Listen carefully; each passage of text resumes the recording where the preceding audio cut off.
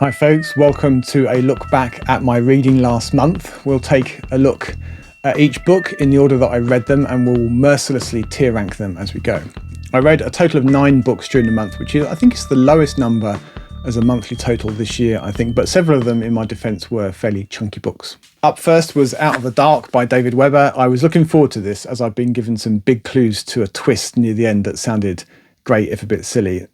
And this is a silly book. It's a confection, very silly, very forgettable light entertainment. The premise is that a survey ship from the Pangalactic hegemony gives Earth the once over and decides that us humans are rather violent and that something should be done about it before we escape and pollute the galactic gene pool.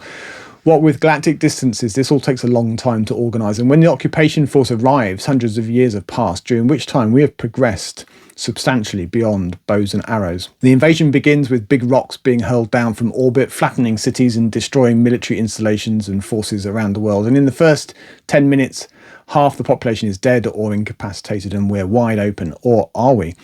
The Shongari tanks and personnel carriers are no match for standard infantry weapons. They've been equipped to defend against bows and arrows. And they're totally defenceless against a typical human armoured vehicle, what of them are left, and its main weapon.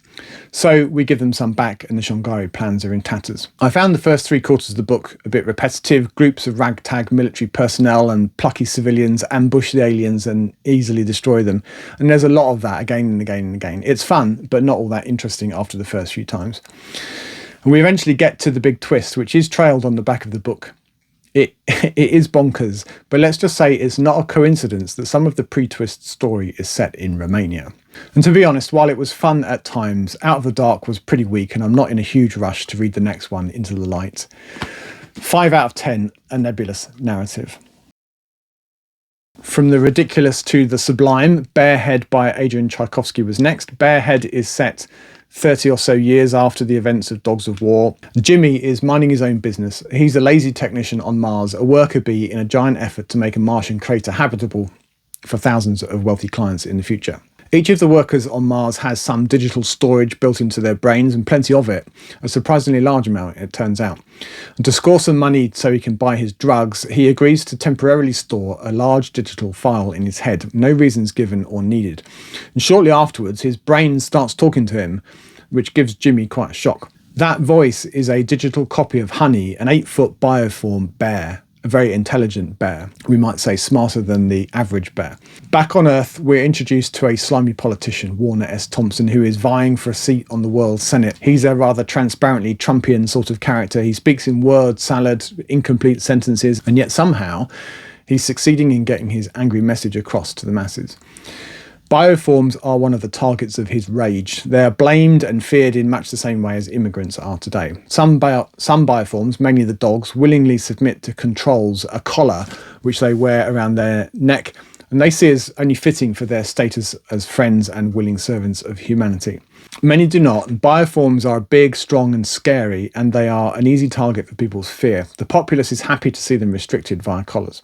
But some powerful people seek to apply similar controls to humans, both on Earth and on Mars, for their own greed and security. And there are wheels within wheels, dirty tricks, a certain amount of very deserved comeuppance, distributed intelligence. And individuals need to decide, both humans and bioforms, which side of the bread their butter is on. They have to pick sides. I enjoyed Thompson, who's a thoroughly objectionable person, and Honey was great again in this book, as great as she was in the first. There are some great ideas in the book that I think are well executed by Tchaikovsky, and I enjoyed it a lot, although I think it had less going for it than Dogs of War, and I give it a 7 out of 10, a planetary pleasure.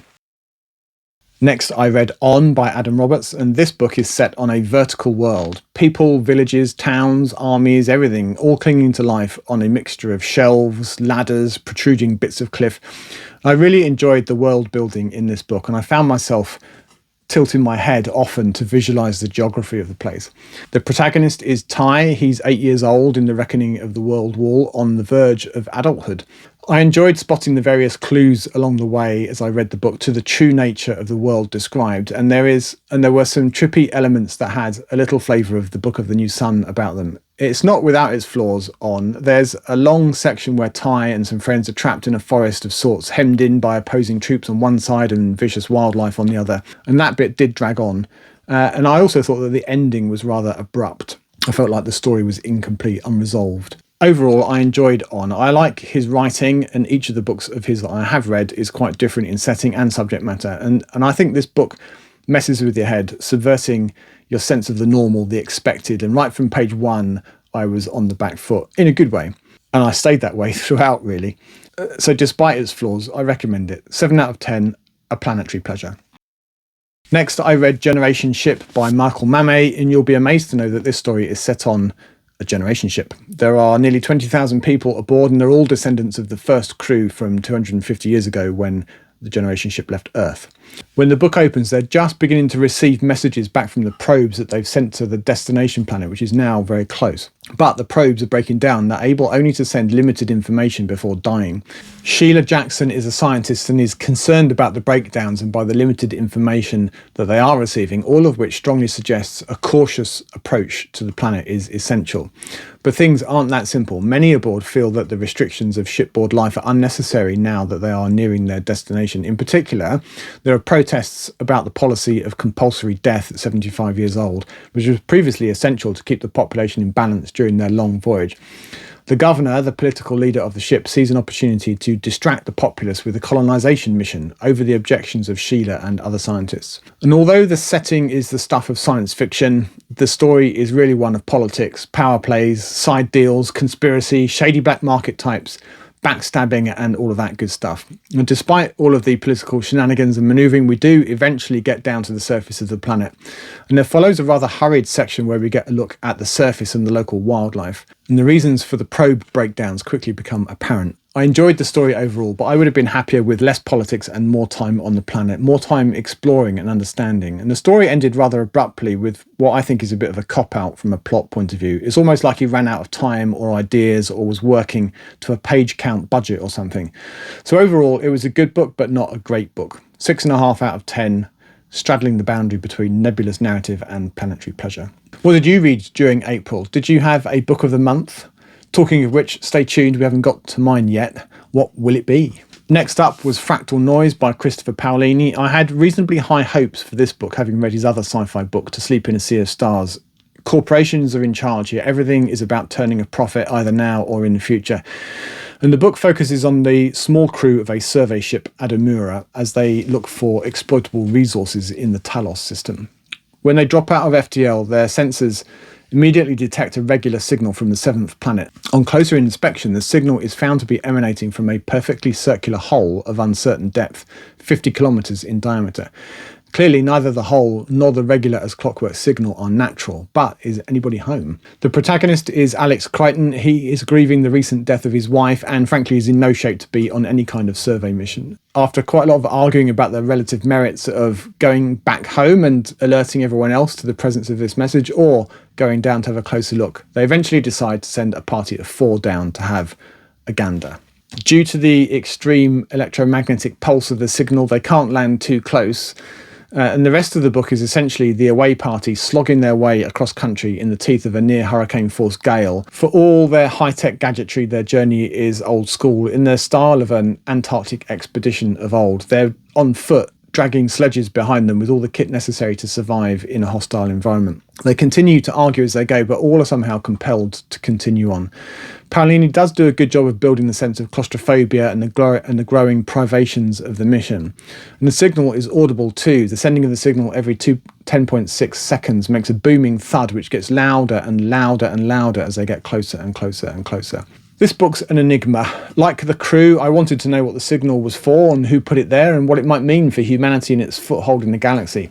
We don't really get that, though. Instead, we get a study in claustrophobic paranoia, grit, mental breakdowns, pain and suffering. And there are some aliens on the planet, but they don't do a lot, except when they do. And on and on and on, the team of 4 battle on. Days of privation, lost equipment and slogging, injury and worse.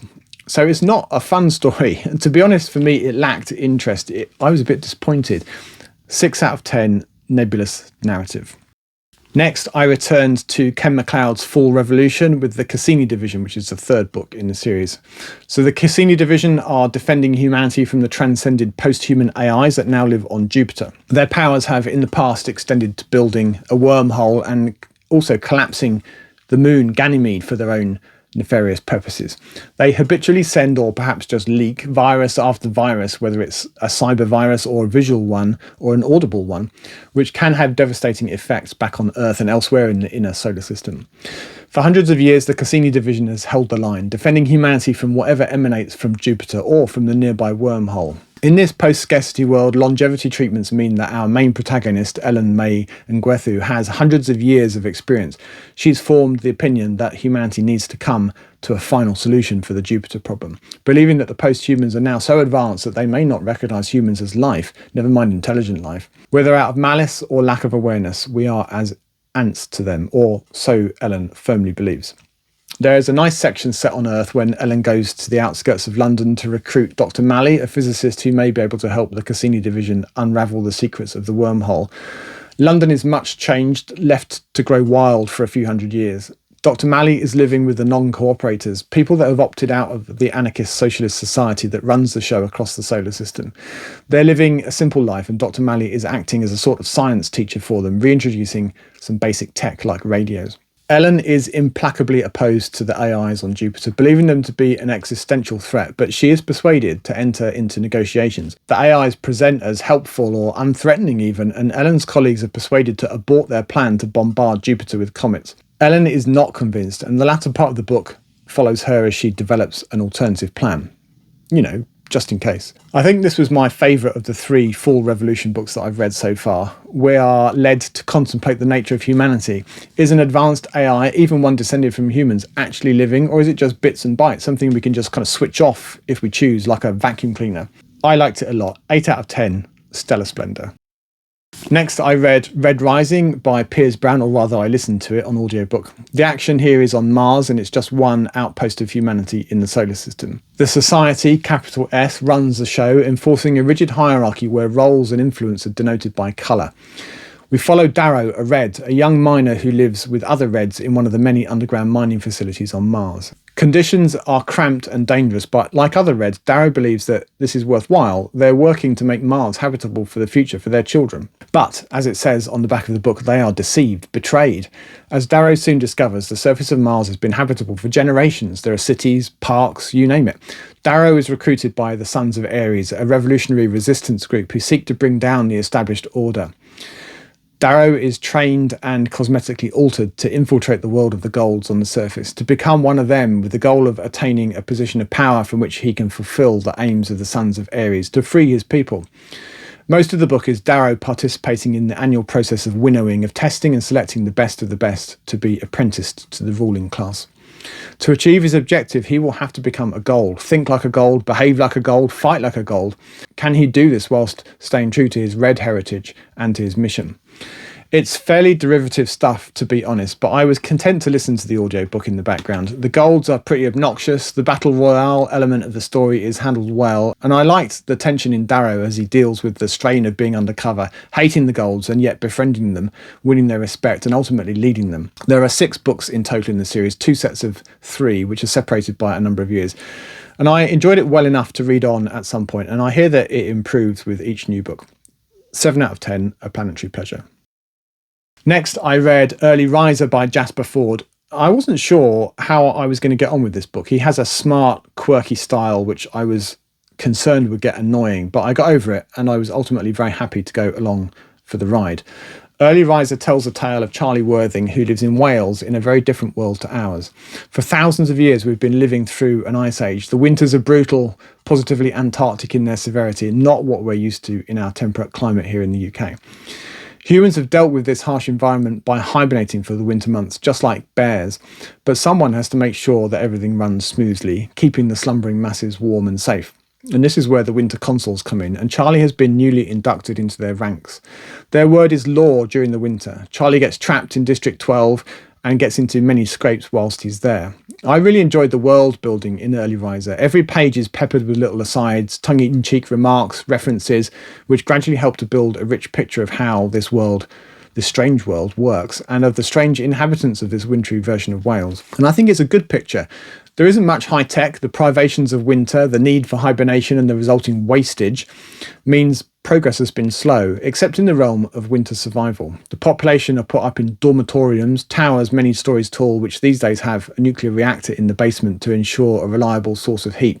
Data, messages, books, many things are stored not on tape or on computers, but on wax cylinders, since these can withstand the cold. There's a lot to like in this book. There's a conspiracy, sinister goings-on at Hypertech, there are Walking Dead, a campaign for real sleep, multiple personalities, directed dreams, and lots of winter console lore, and just a lot of interesting details. I did have to work a little bit to get past the slightly clever prose, the witty remarks, but like I say, it rewards a patient reader. I liked it. 8 out of 10, a stellar splendour. Next, I read Rhapsody in Black, which is the second book in Brian Stableford's Star Pilot Granger series. And for a book about a star pilot with a dirty great big spaceship on the cover, there's not a lot of action in space, somewhat to my disappointment. Instead, Granger spends his time underground on Rhapsody. The surface of Rhapsody is not habitable, and the population of religious fanatics lives in extremely dimly lit caves and passages. Granger and his crew are there to secure something, we don't know what, and neither does Granger to begin with, but it's valuable and it's deep underground. Most of the book is spent with Granger on the run in the dark and having escaped captivity. There's a lot of internal dialogue with his symbiote, the Wind, which is mostly interesting, with the symbiote trying to persuade Granger to let it more fully occupy Granger's body and mind to his advantage, but Granger isn't having it. Whilst it's not set in space and there isn't much Hooded Swan action, it's a slender book and it's sufficiently written, although I didn't find it as engaging as the first book. And I'm hoping that there's more Hooded Swan action in the next book. So 6.5 out of 10, joining Generation Ship in the no man's land between nebulous narrative and planetary pleasure. All of which means that my book of the month is a dead heat, a tie between Early Riser and the Cassini Division. And if you force me to choose, I think I would pick Early Riser, just because it was quite different to anything I've read for quite a while, but really there's not a lot in it. Sometimes it can be hard to decide what to read, so let me help you with that problem. This video contains 10 great book recommendations for you, all based around the colonisation of other worlds. As always, thank you for watching, and until next time, goodbye for now.